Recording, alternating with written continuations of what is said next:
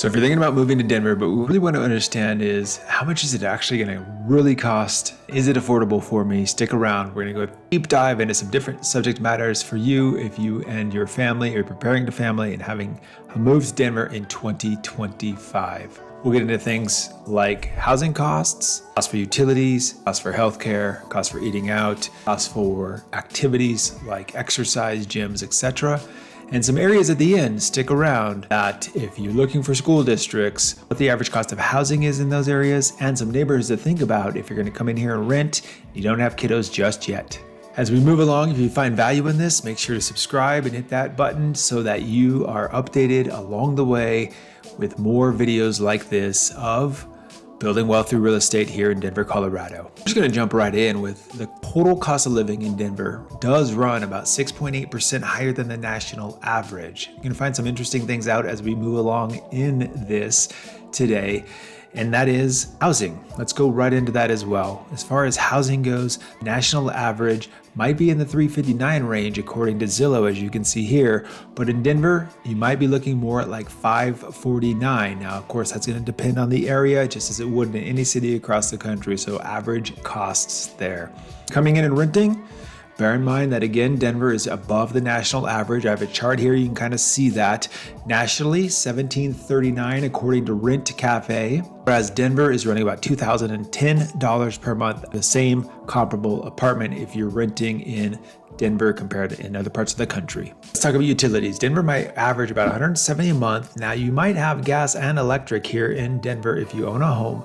You might be looking at an average of $170 a month, but it's going to vary because there are going to be those parts of the season you don't need heat, you don't need air. A few parts of the season in the summertime you might want the air on, and then of course that time you want the heat on. So, however, overall, total cost is lower than the national average. Denver being 28% less for gas and 41% less for electric than the national average. You will see those utility bills vary, as I mentioned, depending on the time of year. Now, if you own a home or buy a home, water bill, right? Now that's going to vary as well. You could see that if you have xeriscaping and you're not really using that water outside in the $30 to $40 range a month.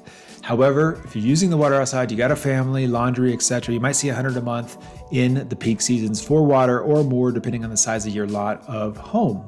Now let's put some food on the table. For a family of four in Denver, you might be looking at anywhere from about $1,400 to $1,800 per month, depending on the type of food you buy, where you buy it from, whether that's the regular grocery store, you go to Whole Foods, and what you buy in terms of the quality of food as well. This is going to be a little bit less than the national average. However, again, it depends on where you shop. Now, getting out of the house and going out to eat. If you're going fast food, you might expect about $15 a person. If you go fast casual, that might bump up a little bit more. A family of four might spend, I don't know, $70 for fast casual, which Denver has a lot of fast casual options.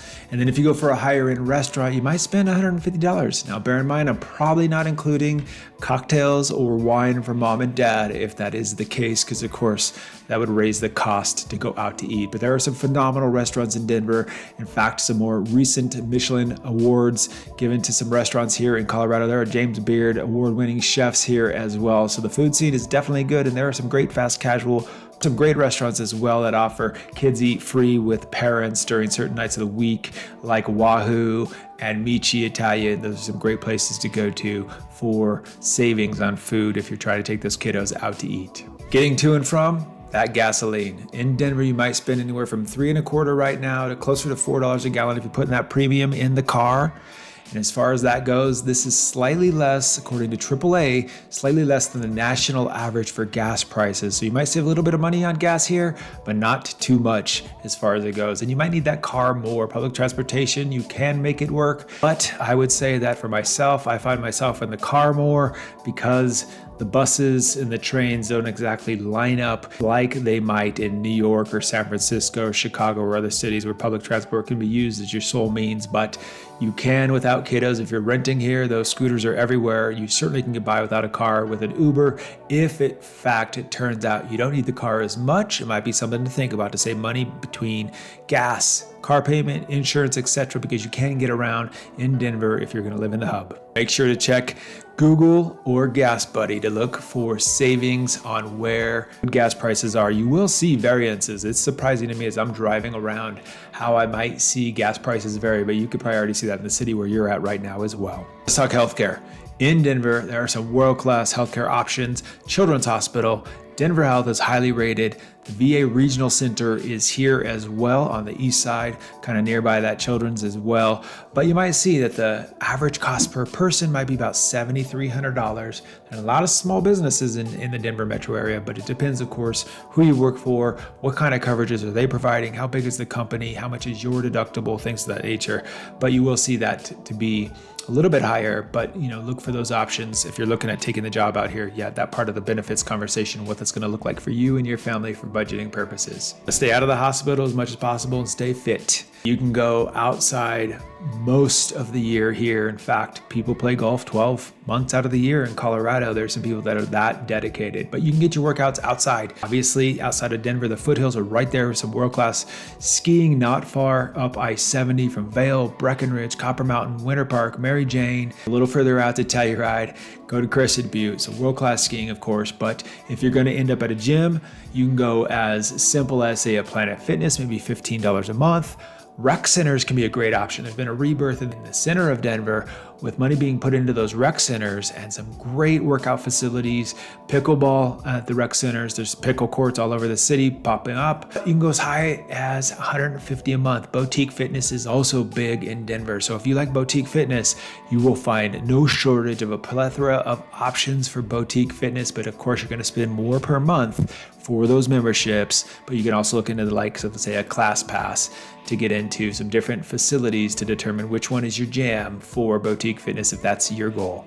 And if you're coming in with kiddos, it is known or been talked about that Denver is one of the more expensive cities for daycare.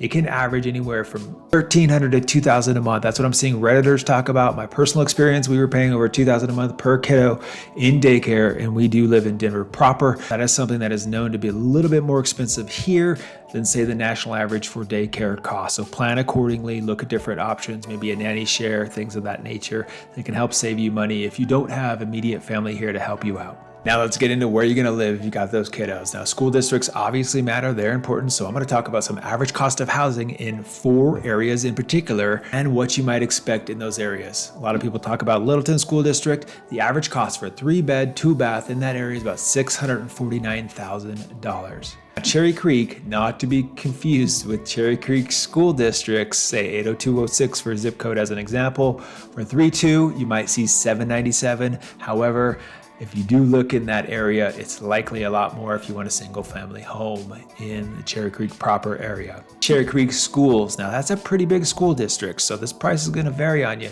from as low as, say, $503, $762 for that home, depending on which part of the area do you live in for Cherry Creek schools, but it's a highly regarded school district for public schools in the Denver metro area. Then, of course, you go a little bit outside and you go to Boulder Valley, which is a highly regarded school district, and you might see that those homes range at 1.17 mil in Boulder proper. Of course, you can look in Broomfield. Some of those areas are also going to be part of Boulder Valley schools as well. If lifestyle is your jam, a little bit further out, you got Morrison, you got Evergreen in the foothills, $657 in Morrison, $745 in Evergreen for the average 3-bed, 2-bath at this time in the metro area.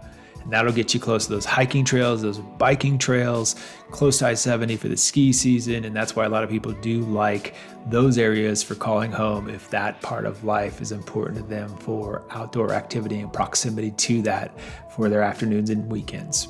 As far as areas to think about, if you're thinking about renting, there is Lohi, there is Rhino, there's Wash Park, there's Platt Park. If you don't have kiddos, those are some great neighborhoods. Platt Park, Wash Park, if you're gonna have kids and you wanna get into there, those homes might be a little bit more expensive, but a great urban vibe with a suburban setting in those neighborhoods, as well as Country Club and some other areas, Baker, Berkeley. These are some great neighborhoods, but also family communities in the city, more closer to the proximity of downtown for restaurants and other activities as well.